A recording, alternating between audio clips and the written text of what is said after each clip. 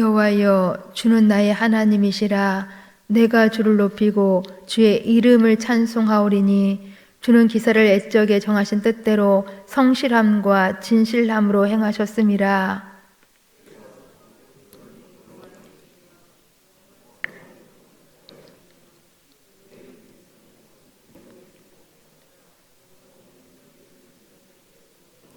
강한 민족이 주를 영화롭게 하며 포악한 나라들의 성읍이 주를 경외하리이다.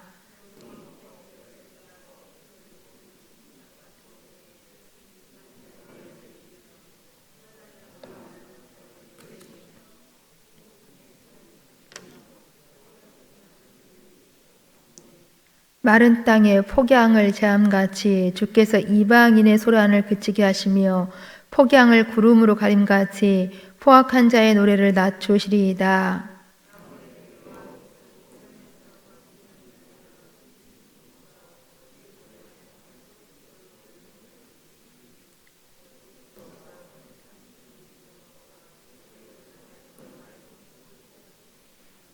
또 이 산에서 모든 민족의 얼굴을 가린 가리개와 열방 위에 덮인 덮개를 제하시며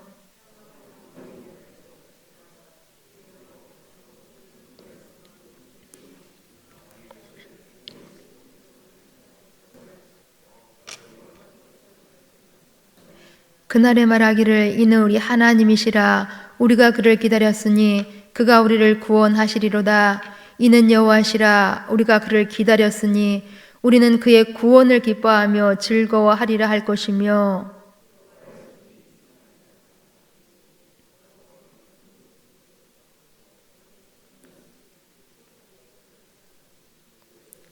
그가 헤엄치는 자가 헤엄치려고 손을 편같이 그 속에서 그의 손을 펼 것이나 여호와께서 그의 교만으로 인하여 그 손이 능숙함에도 불구하고 그를 누르실 것이라. 내 성벽에 높은 요새를 헐어 땅에 내리시되 진토에 미치게 하시리라. 아멘. 이사야서 앞부분 1장부터 12장은 이스라엘에 대한 심판의 이야기였고 그 다음 13장부터 23장까지는 이스라엘의 주변 국가들, 즉 열방에 대한 심판의 이야기였습니다. 그리고 그 다음 이어지는 23장부터 27장까지 이 4장은 이사야의 소묵시라고 할 수가 있습니다. 왜냐하면 이 넉 장에서 세상 끝날에 대한 심판과 구원의 내용이 나오기 때문입니다. 오늘 우리는 본문 25장을 읽었는데요. 이제 24장에 이어서 의로운 심판을 하시는 하나님에 대한 찬양이 나오고 있습니다. 오늘 본문 1절이 이렇게 시작을 합니다. 여호와여, 주는 나의 하나님이시라. 내가 주를 높이고 주의 이름을 찬송하오리니 라고 시작하고 있습니다. 하나님을 높이고 하나님을 찬송한다라는 것입니다. 그런데 이 하나님은 나의 하나님이라는 것입니다. 나의 하나님, 1인칭 단수로 하나님을 고백하고 있습니다. 우리의 신앙의 출발점은 이렇게 하나님을 향하여서 하나님을 지칭할 때에 1인칭 단수로 나의 하나님으로 고백하는 것으로부터 시작된다고 할 수가 있습니다. 성경에는 이러한 묘사들이 많이 나오고 있는데요. 이스라엘이 400년 동안 애굽에서 노예로 살았을 때에 하나님께서 이들을 출애굽시켜 주셨고 또한 하나님의 역사로 이들은 홍해를 건널 수가 있었습니다.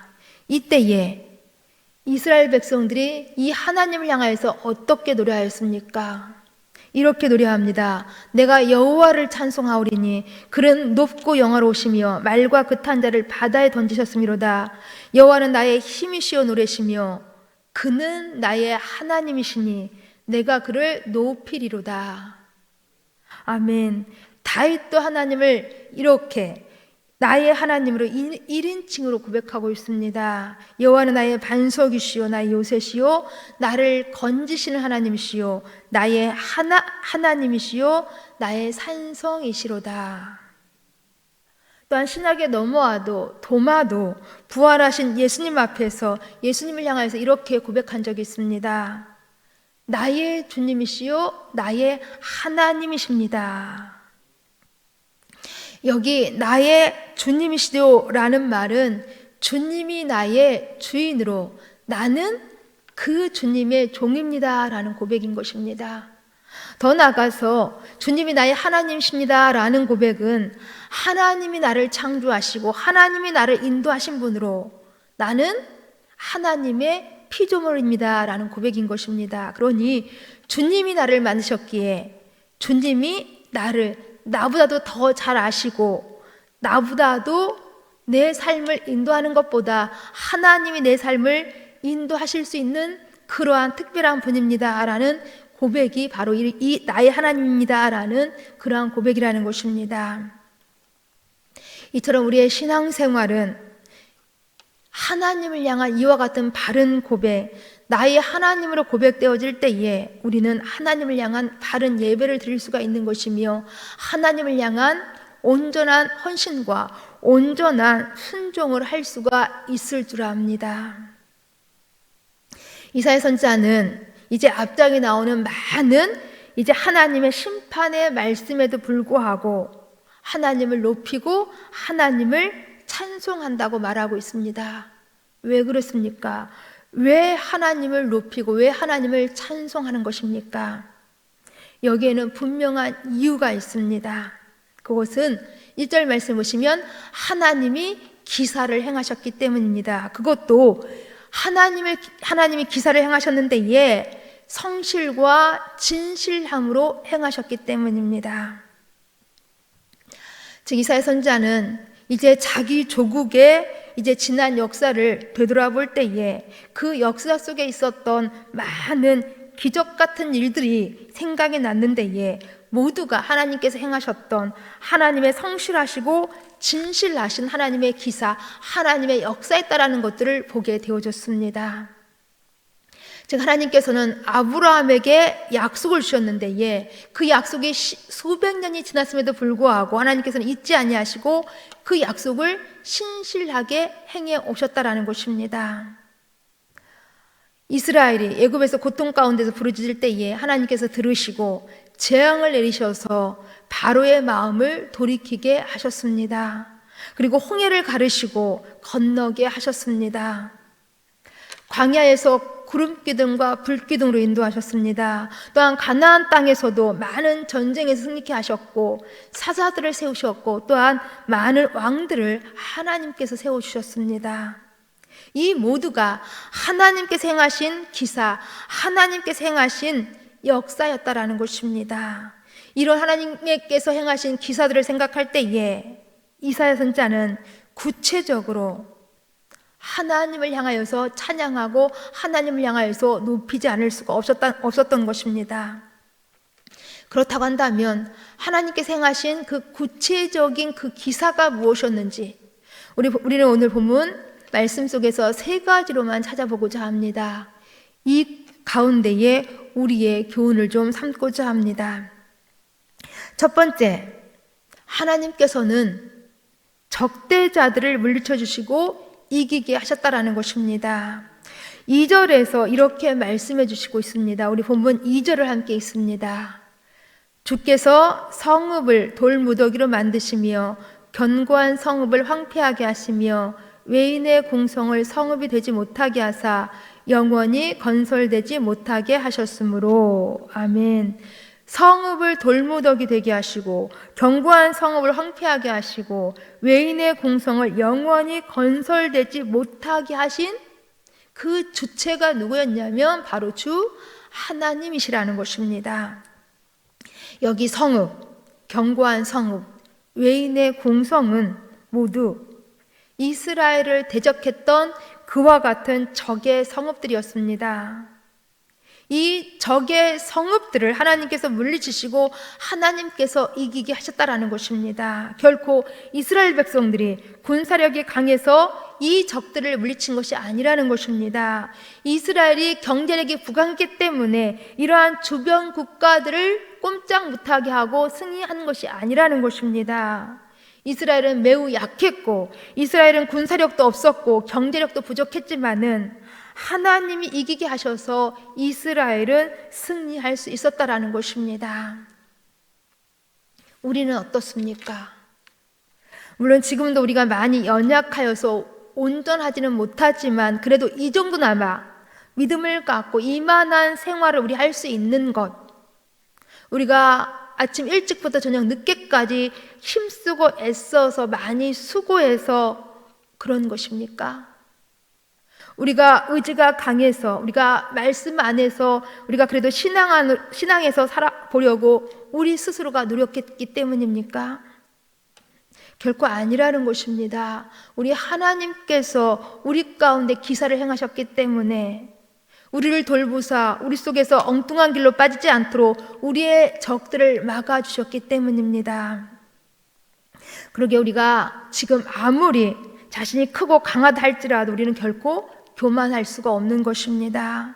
우리가 결코 하나님 앞에서 영원히 취할 태도는 늘 겸손이어야 하는 것입니다. 왜냐하면 하나님이 하셨기 때문에, 하나님이 우리 안에 기사를 행하셨기 때문입니다. 보세요. 3절 말씀을 보시더라도 하나님께서 이스라엘에게 행하신 이 큰 기사들을 보고 그 주변 국가들, 강한 민족이 주를 영화롭게 하며 포악한 나라들의 성읍조차도 주를 경외하는 일이 일어났다고 말씀해 주고 있습니다. 물론 일부이지만은 이스라엘의 주변 나라들조차도 하나님 행하신 이 큰 기사들을 보고 하나님을 경외하는 민족들이 생겨나게 되었다라는 것입니다. 하나님이 적들을 물리치시고 이겨주셨기 때문입니다.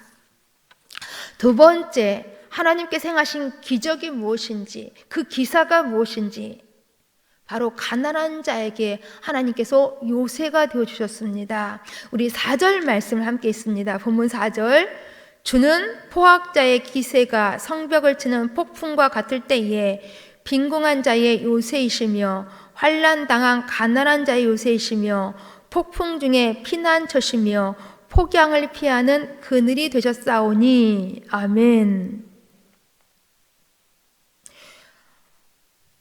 여기 보시면은 하나님께서는 빈궁한 자에게, 가난한 자에게 요새가 되셨고 피난처가 되셨고 그늘이 되어주셨습니다.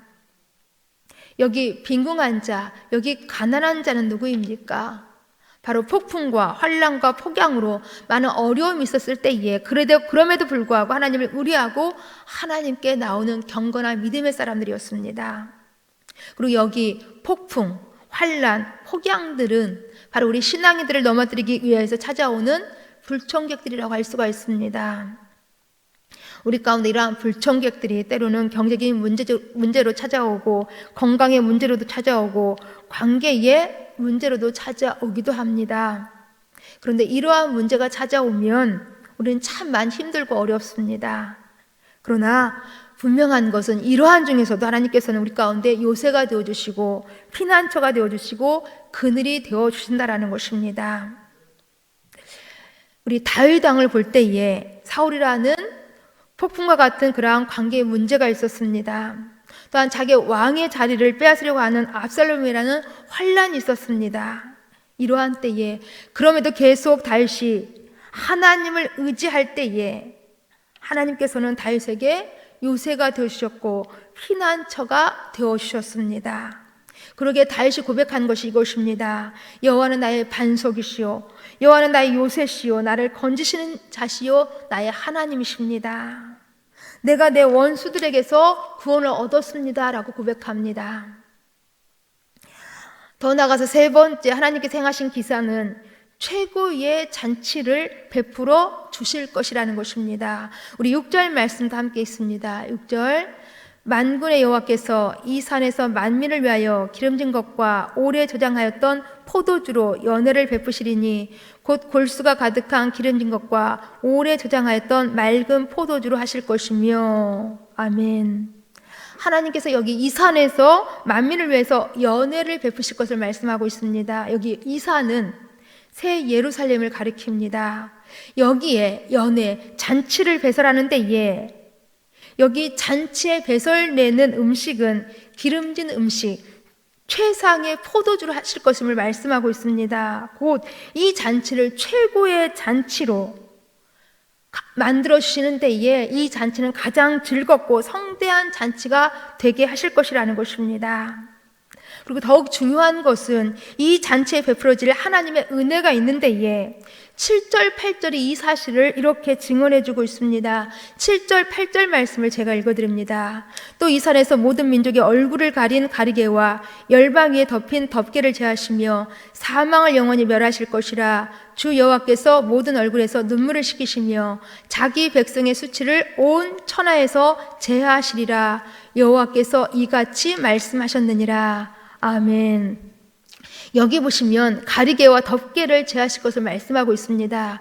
여기 가리개와 덮개를 제거하신다라는 것은 곧 우리가 하나님을 아는 데 있어서 방해되는 모든 것을 제거해 주신다라는 것입니다. 곧 하나님을 아는 지식이 이제는 덮어지지 않고 다 열어져서 온 땅에 충만하게 되어질 것을, 그래서 온 열방과 민족이 하나님을 확실히 알고 믿게 될 것을 말씀하고 있는 것입니다. 더 나아가서 더욱 소망이 되는 것은 사망을 영원히 멸하실 것임을 말씀하고 있습니다. 그래서 우리 가운데 영원한 생명을 주신다라는 것입니다. 뿐만 아니라 모든 사람의 눈물을 제거하시고 자기 백성의 수치를 제거하실 것을 말씀하고 있습니다. 이러한 엄청난 은혜가 이 잔치 가운데서 우리 가운데 부어진다라는 것입니다. 그러니 이제 이 사람들이 하나님을 향하여서 고백하는 것이 이것입니다. 9절에서 그날에 말하기를 이는 우리의 하나님이시라. 우리가 그를 기다렸으니 그가 우리를 구원하시리로다. 이는 여호와시라. 우리가 그를 기다렸으니 우리는 그의 구원을 기뻐하며 즐거워하리로다. 우리는 그의 구원을 기뻐하며 즐거워하리라. 우리에게 영원한 생명을 주시고 눈물을 닦아주시고 수치를 없애주시는 이 하나님으로 우리가 기뻐하며 즐거워하는 데에 바로 여기 보시면은 기다린다라는 그런 말이 2번 반복되고 있습니다. 곧 우리들의 신앙은 바로 이러한 기다리는 신앙인 줄 믿습니다. 그런데 여기 보시면 기다리는 대상 오직 하나님이심을 밝혀주고 있습니다. 그러니 우리의 신앙은 오직 하나님을 기다리는 것으로 하나님 행하시는 기사를 늘 기대하며 기다린다라는 것입니다.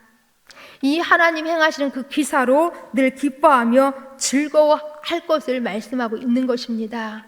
이러한 은혜가 늘 우리들의 삶 가운데서 충만하실 수 있기를 간절히 소망합니다.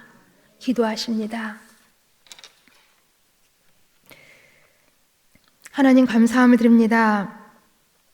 우리들의 삶에 휘몰아치는 폭풍이 있고 크고 작은 환란이 있고 내리쬐는 폭양이 있지만 그럼에도 우리가 소망을 갖고 사는 것은 이러한 일을 겪는 우리들 속에서 하나님께서는 눈물을 닦아주시고 수치를 제거해 주시며 사망에게 사망을 선언하시고 영원한 생명을 주시는 우리 하나님이 계시기 때문입니다.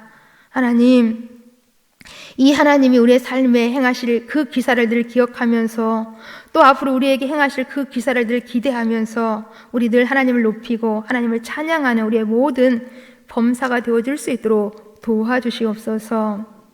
예수님 이름으로 기도합니다. 아멘.